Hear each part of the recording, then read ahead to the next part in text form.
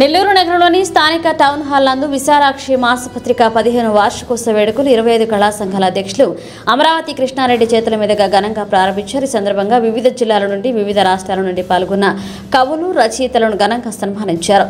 అదేవిధంగా పుస్తకావిష్కరణ గావించారు. ఈ కార్యక్రమంలో డాక్టర్ జయప్రద, పొత్తూరు అన్నపూర్ణ, ఎంబి రామిరెడ్డి, శీల సుభద్ర దేవి, గోవిందరాజులు, సుభద్రాదేవి, లక్ష్మీ రాఘవ తదితరులు పాల్గొన్నారు. ఈ సందర్భంగా పలువురు ఉపన్యసించారు. ఈ కార్యక్రమంలో 25 కళా సంఘాల కన్వీనర్లు హరిబాబు, హరినాథ్ రెడ్డి, భాస్కర్, నగరానికి చెందిన కవులు, కళాకారులు, రచయితలు అధిక సంఖ్యలో పాల్గొన్నారు. విశాలాక్షి మాసపత్రిక 15వ వార్షికోత్సవానికి వివిధ రాష్ట్రాల నుంచి, వివిధ జిల్లాల నుంచి కవులు, రచయితలు వచ్చారు.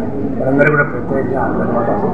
ఓసూరు రత్నం గారు ఒక ఆశయంతో ఆ బుద్ధుడు ఆశయం పెట్టడం కానీ, అలాగే ఒక మాసపత్రిక స్థాపించి 15 సంవత్సరాల్లో సమాజానికి ఒక మెసేజ్ ఇవ్వాలి. అంటే మనలో ఉన్న భావాలు ఎదుటి వాడికి ఎలా చేయాలంటే ఒక పత్రిక కావాలి. ఆ పత్రిక నడపడం అంటే చాలా కష్టం. ఎందుకంటే అనేక పత్రికలు జరుగుబాటు లేక చేసిన పరిస్థితుల్లో సమాజానికి నేనంటూ ఒక మెసేజ్ ఇవ్వాలని ఓసూరు రత్నం గారు, సంపాదకుడు ఈతపూడి సుబ్బారావు గారు వారు ఒక ఆశయంతో స్థాపించి సమాజం ఇచ్చారు.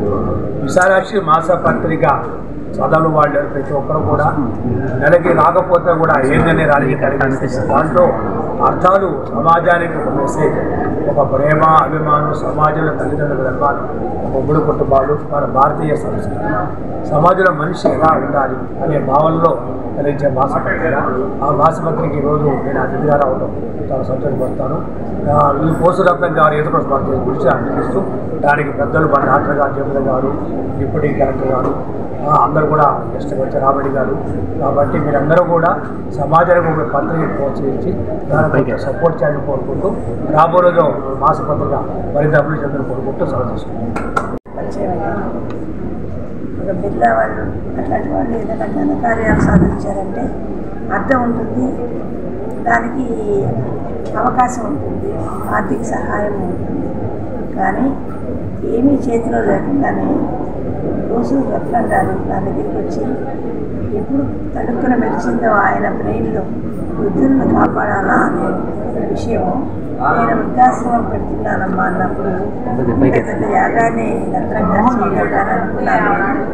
కానీ ఆ యాగమే కాకుండా ఇంకో రోజు వచ్చి కూడా నేను విశాలాక్షి అనే పత్రిక పెడుతున్నాను అని చెప్పాను. చెప్పి ఏదో నా కథ అడిగాను. చెప్పినప్పుడు పత్రికని నడపడం అనేది చిన్న విషయం కాదు.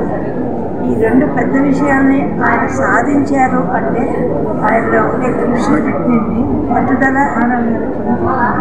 గాఢమైన కోరిక ఇవన్నీ కలిసి అతన్ని ఎత్తులో నిలబెట్టాయి. నాకు చాలా సంతోషం.